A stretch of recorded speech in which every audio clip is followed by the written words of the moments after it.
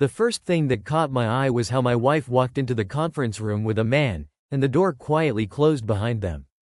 I had no idea who he was. I didn't understand why she went in there. But one thing I knew: the door stayed closed for 38 minutes. And you know what hit me the hardest? I didn't witness it in real time. I saw everything the next morning, on a flash drive handed to me by the building security, like some dangerous object no one wanted to hold. So stay with me, subscribe, and I'll tell you exactly what the camera recorded, what really happened behind that door. Before I describe the footage, you need to understand who I was before everything fell apart. My name is Cole Harrington, I'm 41 years old. I manage operations at a logistics company in Dallas. I'm not a CEO or some big-shot executive. I'm just a man making sure the trucks run on time, orders go out without delays, and people get paid. On paper, my life looked stable. A house in Plano, a mortgage I paid on time, a solid 401k retirement account, the same company for years. I knew the security guards by name, had my own parking spot, my desk, my routine. I wasn't perfect, but I tried to be a good man in the simple ways that truly matter. I went to work. I paid the bills. I didn't cheat. I didn't spend weekends wandering bars. No secret phones. No double lives. No drama. My job was my way to provide for my life. I worked my whole life so I wouldn't worry about whether the lights would get cut off. And here's the part that still cuts me when I say it out loud. I never thought betrayal would happen to me. Betrayal is something that happens to other men. To those who aren't careful. To those who deserve it. Not to me. At least, that's what I used to believe. Now, let's talk about Lauren. Because before she became that woman in the video in the hallway, she was home to me. We met at work. She worked in marketing, I was in operations. She was sharp, witty, quick on her feet in any situation.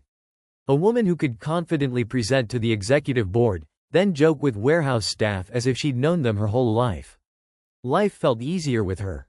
After long work days, we'd often grab takeout, sit on the couch in sweatpants, and talk about everything. Career growth, saving for future kids, maybe a small house by the lake when we were older. Gradually, the apartment stopped being just walls and furniture. She became the place I lived. I genuinely believed we were a team. Every decision I made, changing jobs, overtime, spending, saving, was made with this in mind. I built my life around our partnership.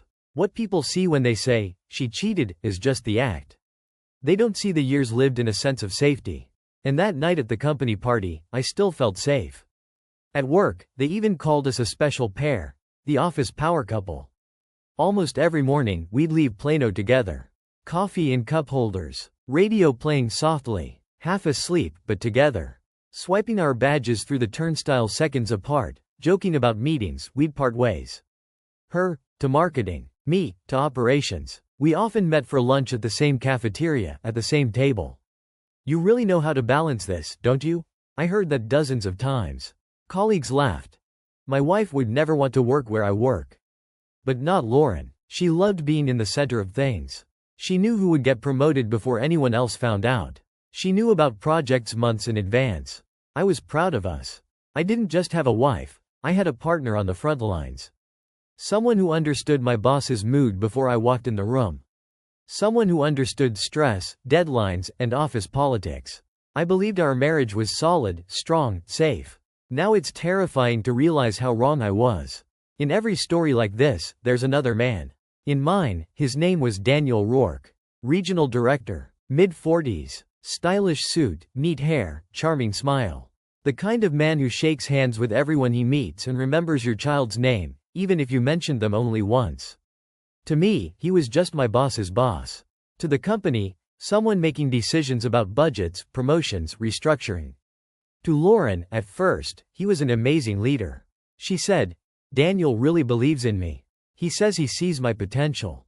In the hallway, he'd pat me on the shoulder. "Cole, my friend, you're keeping everything afloat, right?" Calling me, buddy, asking about my weekend. "Guys like you keep this place running." I won't deny it. Daniel's attention was flattering. It gave a sense of security. As if my job was slightly more protected because he signed my paycheck. Back then, I thought that was all it meant. I had no idea that one day I'd watch him through a grainy security camera screen and realize he wasn't just signing my paycheck. He was signing the end of my marriage. Looking back, I understand. Daniel didn't just appear in my life. He brought with him a series of small red flags. It started with little things. Lauren suddenly became obsessed with Saturday workouts, gym, yoga, spinning. "I want to take better care of myself," she said, kissing my forehead before leaving. I was proud of her. Why wouldn't I be? Over time, Saturdays more often turned into work days. "Daniel wants me to swing by the office," she said. "We're reviewing campaign metrics before Monday. It's an important opportunity for me." In the evenings, her phone buzzed, she typed quickly, and when I came in, she immediately locked the screen. "Just the team," she'd shrug. "Everyone's stressed about deadlines. And here's the hard truth. I felt it. That little knot in your stomach when something's off. I noticed the changes. Longer Saturdays. Secret messages. Daniel's name in every other sentence. The red flags were there, but I didn't want to see them. Acknowledging them would mean destroying the picture of us I was still holding on to. Every year, our company throws a holiday party at the Crescent Hotel in Dallas. Luxurious venue, valet parking, chandeliers, open bar, the full package. For top management, it's networking. For guys like me, it's survival. Shake hands, laugh at the right jokes, remind them who you are. Because your job is at stake every year. Lauren was excited weeks before the party. She ordered a navy blue dress online, tried it on 3 times, twirled in front of the mirror. "Do you like it?" she asked. "It brings out your eyes," I replied. On the day of the party, she fussed in the bathroom, styling her hair. Should I put it up or leave it down?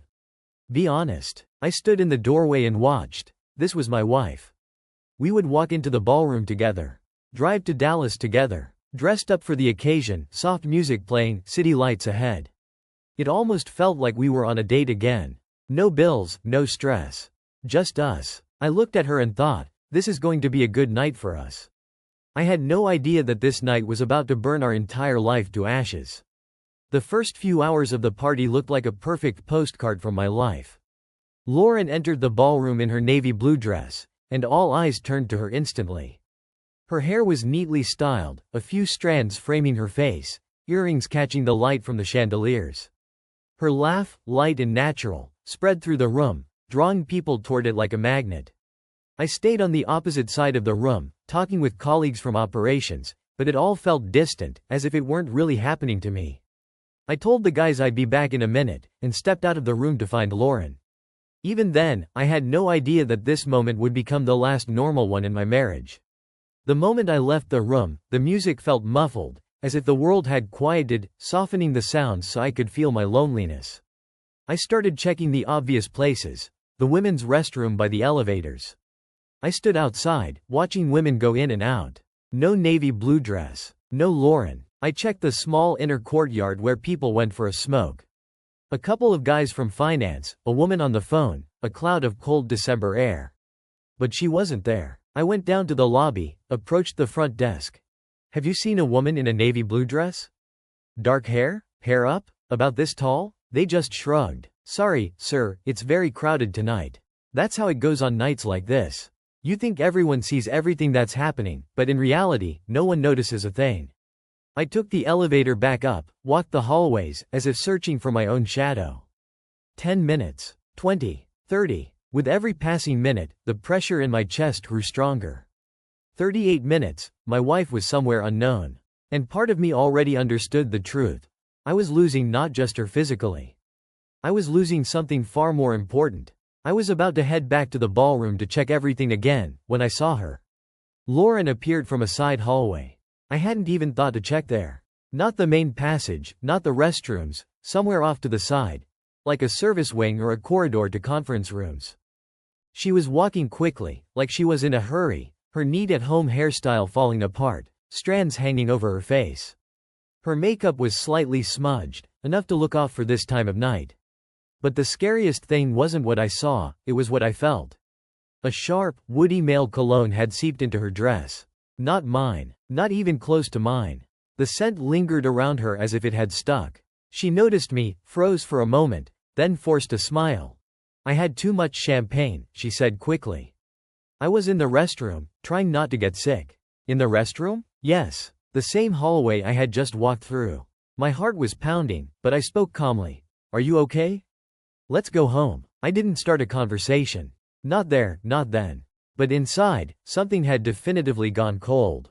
The drive home to Plano felt longer than the entire evening. Lauren buckled up, scrolled through her phone for a few seconds, then rested her head against the window. "I'm exhausted," she murmured.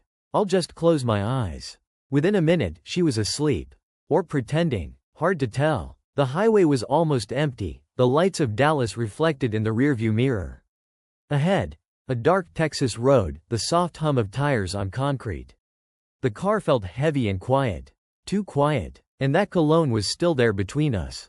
Now stronger, trapped in the tight space. It was in my nose, on my clothes, in my chest. I kept my hands on the wheel, jaw clenched. Every cell in me wanted to wake her and get the truth. But another part, tired, scared, whispered, "If you're wrong, you'll destroy everything. If you're right, your life is already destroyed." I felt like a fool. But I knew one thing. I needed proof. That night, something inside me cracked. Not completely, but a barely noticeable fracture had formed. When we got home, everything happened on autopilot. Lauren went straight to the bathroom. I heard the shower running, water hitting the tiles, cabinets opening and closing. She stayed longer than usual. Maybe washing off the night. Or maybe him. I didn't know. I sat on the edge of the bed, still in my shirt, staring at the floor. The cologne lingered in my head, on my clothes, in my chest. She came out in pajamas, hair wet, face clean. No makeup, no messy hair. Just ordinary Lauren. She lay down next to me, like any other night. "Long day," she sighed. "You okay?" "Yes," I lied. "Just tired." I lay next to her, but I couldn't touch her. A touch felt like touching a question I wasn't ready to answer. Instead, I picked up my phone. Scrolled through old messages. Jim, running errands. Daniel needs me to quickly review reports. Looking back, it all fit into a pattern. But that night, it was just the first time the picture looked back at me. I let myself think. What if she's not the woman I thought she was? The next morning, I woke up to the alarm. Lauren was asleep, breathing evenly, face peaceful, as if the night had passed normally. I stood for a few seconds, watching, feeling a mix of love, anger, and emptiness. Showered, got dressed, grabbed my keys. "I'll leave early," I said quietly. She mumbled something and turned to the other side. The drive to Dallas was mechanical. The same route, the same exits. Just quieter. No radio, just me and my thoughts, replaying the scent, the corridor, the fake restroom story. I arrived at the building around 7:30. The lobby was nearly empty. Neon lights buzzed, janitors finishing up. A faint smell of burnt coffee drifted from the machine. I swiped my badge and went up to my office. Computer on, email open. Messages from people who had no idea my life was falling apart. I tried reading reports, checking inventory. My mind kept drifting. I wasn't really working, I was just waiting. Waiting for what? I didn't know yet. But I knew. Something was coming. And it wasn't going to be good. I was on my third read-through of one email when I felt a hand on my shoulder. It wasn't the usual friendly colleague gesture. It was heavier, uneasy. I turned and saw Frank Delgado, the night security guard. Close to 50, gray hair, tired eyes. Always polite. I had known him for years, as someone who constantly appeared in the hallways. "Good morning, Mr. Harrington," he said quietly. "Hi, Frank," I replied. "Everything okay?" He glanced down the hallway, making sure no one was watching, then stepped into my office and closed the door. Something tightened in my chest. "You've always treated me like a human being," he began. "Most people just pass by, like I'm part of the furniture. You're not like that." He pulled a small flash drive from his pocket, held it in his hand for a moment, as if it burned. "Security footage from last night," he said quietly. You need to see this." My throat went dry. "What is it, Frank?" I asked. He shook his head, eyes full of sympathy. "I'm so sorry, sir. Truly sorry." And he placed the flash drive in my hand. And just like that, the moment I had been waiting for, even without realizing it, finally arrived. As soon as Frank left the office, I switched to practical mode. I bolted the door. A real lock. Something I'd never done before. I lowered the blinds halfway, sat at my desk, and inserted the flash drive into the computer. It opened immediately. One folder. 3 video files. All dated for the party night. Timestamps between 10 o'clock and 11 p.m. The cursor hovered over the first file. My hand shook, enough for me to notice. Part of me wanted to pull the flash drive out and go back to work, to stay in my little bubble. Maybe it meant nothing. But that bubble popped the instant I smelled that cologne. I took a deep breath. Whatever it was, I told myself, I needed to know. Not for drama, not for revenge, for my own sanity, for the man who would look at himself in the mirror tomorrow. I clicked on the first file. The screen went black for a second. Then a grainy still frame appeared. A quiet corridor, familiar, but one I had never really noticed before. Then the video started moving. It was the 12th floor, administrative area, empty after hours. No sound, just the low hum of the security camera. Date and time in the corner, 10:26 p.m. At first, nothing happened for a few seconds. Just the door, carpet, fluorescent light. Then she came into frame. Lauren, navy blue dress, heels. Even in the grainy image, I knew exactly who I was seeing. My wife couldn't be mistaken for anyone else, even on a blurry screen. She wasn't alone. Beside her, Daniel Rourke, regional director, my buddy, his hand on her waist. Not a managerial gesture, just touching, comfortable, familiar. They stopped in front of the conference room door, like they'd done it hundreds of times before. Daniel glanced down the corridor, made sure no one was there, swiped his badge, and opened the door. Lauren went in first. He followed, hand still on her waist. The door closed at 10:27 p.m. I sat there, watching, feeling the realization sink in. This was not a mistake. My wife had consciously left our marriage and walked into that room. I don't know how long I stared at the first video. Long enough for my mouth to dry. Then I opened the second file. Same corridor, same camera. Timestamp, 11:05 p.m. The conference room door opened. Daniel came out first, relaxed, adjusting his tie, straightening his jacket. As if he had just finished a presentation, not that. The same faint, satisfied expression I'd seen in meetings when deals went his way. Then Lauren came out, hair disheveled, the style she had spent hours on earlier undone. Heels in one hand, struggling to put them back on. Dress askew, fingers fumbling with fabric at her waist. Daniel turned, said something I couldn't hear. Reached out, touched her face. Not a friendly touch. Not a boss touching an employee. This was a touch that couldn't be faked. They stood for a few seconds in the empty corridor, wrapped in silence and the grain of the camera. Then they separated in opposite directions, as if those 38 minutes behind the door had never happened. I barely moved, opened the third file.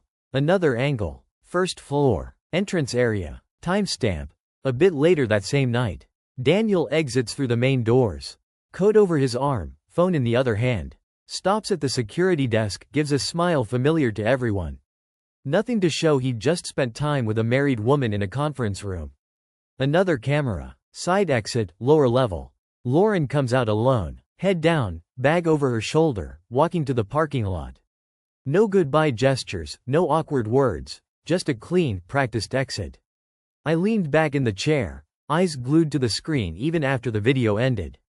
No shouting, no sounds, no dramatic music. Just 3 quiet recordings, timestamps in the corner, and 2 people confident that no one was watching. 9 years of marriage condensed into 3 silent videos. I had always thought I'd explode if there was betrayal. Punch a wall, break something, scream. I did none of that. I just sat, staring at the black screen after the last video, seeing my dull, blurry reflection. Older, weary, like life had shifted into fast forward overnight. Then the practical part of my brain kicked in, the part that keeps trucks moving and numbers in order. I copied the 3 videos from the flash drive, saved them on my desktop, then into another folder, then onto a second flash drive in the drawer. A copy to my personal email. Subject line, backup, no explanation. When I turned off the screen, the office was so quiet I could hear my own breathing. I didn't shake, I didn't cry, just cold, sharp clarity. My marriage was no longer mine. But my work, my future, my dignity, they were still intact. They needed protection. I decided not to act in anger. If I moved, it would only be with facts. These videos proved what happened that night.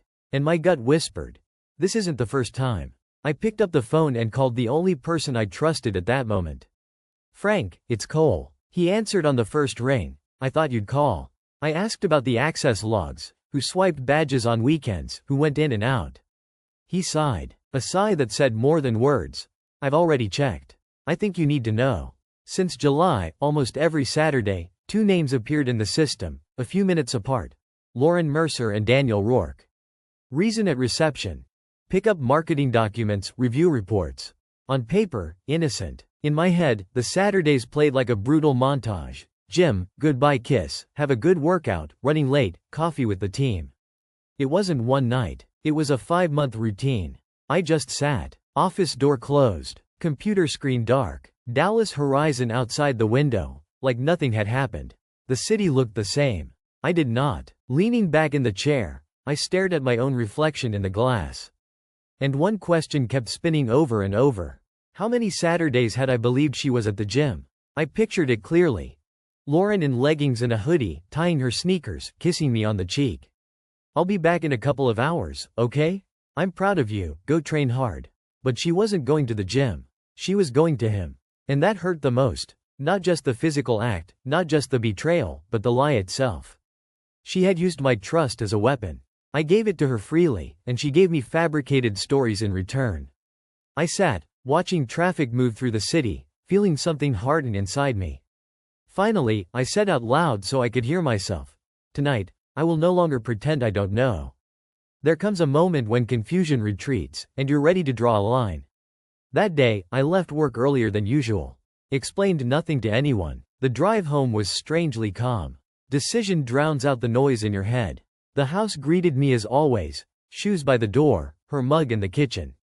Everything in place, as if time hadn't split in two. I went straight to the living room, connected my laptop to the TV, opened the video folder, checked the sound, even though there was none. I just needed to know it all worked. And then I noticed their wedding photo on the shelf. Younger me, in a suit, grinning foolishly. Lauren in a white dress, looking at me as if I were her whole world. I looked at it and thought, that man had no idea what awaited him. I sat on the couch, waiting, listening to the clock ticking in the hallway, checking the time on my phone. Every minute until her return stretched like an hour. I wasn't nervous. I was ready. The garage door creaked, keys fell into the bowl, heels clicked on the tile, rhythm I'd heard 1,000 times. She walked into the living room with a bag on her shoulder, smiling like it was a regular Tuesday. Hi, she said, tossing the keys. How was your day? I was already sitting, staring at the screen paused on the first video. Lauren, I said in a steady voice. Sit down, we need to talk. She frowned slightly, confused, but sat at the other end of the couch. What's going on? I didn't answer. I grabbed the remote and pressed play. Silence. Only the hum of the TV. Timestamp. 10:26 p.m. corridor. And her. Daniel's hand on her waist. Step inside the conference room. I didn't look at her right away. Eyes fixed on the screen. When I finally turned, her face was pale, eyes wide, mouth slightly open. Cole, I can explain everything, she whispered. And that sentence almost made me laugh. I can explain, she repeated in a trembling voice. It was a mistake. I was drunk. I wasn't thinking clearly. I gave her a moment. Standard lines. It just happened. It's not what it looks like, it's complicated. Then she shifted the blame onto me. You were distant, Cole. You were always working. You didn't notice me. I stayed silent. Let the words bounce off. No shouting, no tears. I was ready to end it. When she finished, I asked one question. Every Saturday since July, also a mistake. She froze. I have the entry logs, I said quietly. Lauren Mercer. Daniel Rourke. Almost every Saturday. Entry at 9 a.m. Exit at 11 o'clock or noon. Pick up marketing documents, review reports. Her shoulders slumped. The resistance vanished. This wasn't one bad night, I said. This was a schedule. She buried her face in her hands and sobbed. I had nothing left to protect. The story she sold me couldn't withstand the confrontation with facts. She reached out her hand. Cole, please. I stood instinctively. No, I said, voice low and steady. Don't come near me. Her hands hovered in the air. I looked at her. The same Lauren I had called my wife for 9 years. But I could no longer see that hallway, those doors, his hand, her step inside. You walked into that room as my wife, I said slowly. And you walked out as a stranger. She shook her head, sobbing. We can fix this, she said. A counselor, we can. No, I interrupted. The marriage is over. No screaming, no slamming doors. The line was drawn so clearly that even she couldn't pretend not to see it. I turned off the television and walked out, leaving her alone on the couch with the empty screen and everything she had destroyed. Betrayal strikes at your whole life, your job, your future, your reputation. Daniel wasn't just some random guy, he was a regional director. The scandal could have destroyed me professionally. So instead of marching to his office, I went to find the person who also had something to lose, his wife. Her name was Elaine Rourke, a family law attorney. I found her profile, her office number, her professional photo, everything ready. I dialed. Mrs. Rourke? Yes, who's calling? Cole Harrington. I work with your husband and I have information you have the right to know. Silence. Then cautiously, go on. I'd prefer to do this in person. Tomorrow, La La Landkind Cafe? And just like that, a private disaster became a real problem with consequences. The next day we met. A bright cafe, yellow cups, people working on laptops. Elaine composed, collected. I placed the flash drive and the logs on the table. These are videos and entry records from the past several months. She plugged in the flash drive, watched, and didn't cry. Her face turned cold, sharp. Thank you for telling me, she said quietly. Most men would have just walked away. I nodded. He destroyed my marriage. You have the right to know what he has done to yours. Elaine acted quickly. Divorce, legal steps, an internal company investigation. Daniel was summoned to HR and the legal department. I participated only to provide the facts. My personal hell became an official case with a documented trail. The investigation didn't take long. When authorities, emails, access logs, and video evidence are collected, it's nearly impossible to wriggle out. The decision came fast. Daniel violated company policy. Inappropriate relationships with a subordinate. Abuse of power. Language you usually see in HR presentations suddenly applied to someone you know personally. He was called into a meeting room with HR and lawyers. The choice was simple. Quietly resign, for personal reasons, or be terminated, for violations. He chose resignation. On paper, it looked clean. In reality, everyone knew. Whispers in the halls, eyes averting whenever she walked by. On the day he left, I happened to be in the lobby. He walked out carrying a cardboard box, a plant, a few framed photos, folders. No ceremony, no goodbye handshakes. Just a man who once thought himself untouchable, walking the longest road of shame in his life. He didn't see me, or pretended not to. I stood with my hands in my pockets, not proud, not vindictive. Just finished. Lauren wasn't fired. The company liked to appear balanced on paper. A few weeks later, after everything, a memo went out about restructuring. Her name was among those being transferred. Officially, transfer. Unofficially, everyone understood. Colleagues change. Those who used to approach her desk now only nodded and walked by. Conversations stopped the moment she entered the break room. Judgment was palpable even without words. She told me she could hear whispers even in the parking lot. New branch, new start, but 3 weeks later, another memo arrived. Please join us in wishing Lauren Mercer success in her new endeavors. No party, no cake, no photos. I read the memo, stared at it for a minute, and closed it. No joy, no sorrow. Just one thought. Actions have a way of coming full circle. The legal part moved fast. No children, no huge battles over property. Lawyers, paperwork, a pile of evidence no one disputed. My lawyer filed for divorce on the grounds of adultery, submitted the videos and logs. Her lawyer objected little. There was nothing to argue. We met in a neutral room in the courthouse. Neutral walls, neutral faces. Lauren across from me, red eyes, hollow. Not angry, not pleading, just empty. The agreement was simple. I kept the house, most of my savings, the better car. She signed where told, closing the doors that were once considered unclosable. We're done, I said quietly. No hugs. No, maybe someday. 2 people walked away in opposite directions. The judge's stamp only formally sealed what the camera had already destroyed.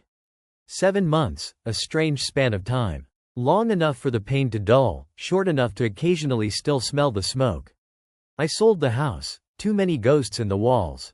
Saturday mornings. Fake gym bags. The bed, the couch where I had hit play. I moved into a smaller place. Less space, more peace. Lost a few pounds almost effortlessly. Long walks, cooking for one. Grew out the beard she hated. At work, people said I looked different, calmer, more collected. Rage doesn't last forever. It burns brightly and then turns to indifference. Anger feels like power, but it actually chains you to them. The day I stopped caring was the day I first felt free. Work became simpler, not easier, clearer. I met my metrics, didn't gossip, didn't drag colleagues into chaos. The facts spoke for me. People saw that I didn't explode, didn't write angry emails.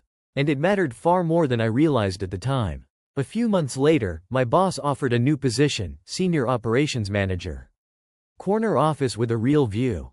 More responsibility. Better pay. "We noticed how you handled yourself," he said. "You kept the department together during a difficult period. We trust you." Trust. After everything, it sounded different. My victory wasn't in someone's fall, but in building a life that had nothing to do with him. One ordinary Saturday, I was doing my usual grocery shopping at Kroger. Apples, chicken, coffee. And I saw her. Lauren. The moment froze. Past and present standing face to face. She spoke. "Cole." I didn't let her finish. No words. No nod. Just a simple decision. I pushed my cart forward. She stayed there. Just another stranger who happened to know parts of my life. A few weeks later, I got a message from Frank. "Mr. Harrington, thought you should know. Daniel Rourke was arrested yesterday. DUI. Third offense." Photo. Short article. Another middle-aged man crashing into a wall. I replied, "Thanks for letting me know, Frank." I put the phone down and returned to work. No joy, no regret. Nothing. My own decisions lifted me. Betrayal doesn't define you. It defines them. You're not weak because someone lied. You're not stupid because you loved and trusted. My dignity remained. I didn't spend years on revenge. I rebuilt my body, my finances, my peace. One morning, I looked in the mirror and said, I will no longer lose myself to people who lie. Selling the house, rebuilding my career, normal sleep, small funerals for every version of myself that tried to hold on to what was already dead. Betrayal doesn't break you. It shows who didn't deserve that version of you that they destroyed. If you had been standing there beside me, would you have burned it all down? Or walked away and built a life they would never enter again? Choose your side. And if you know a man who needs to hear this, tell him.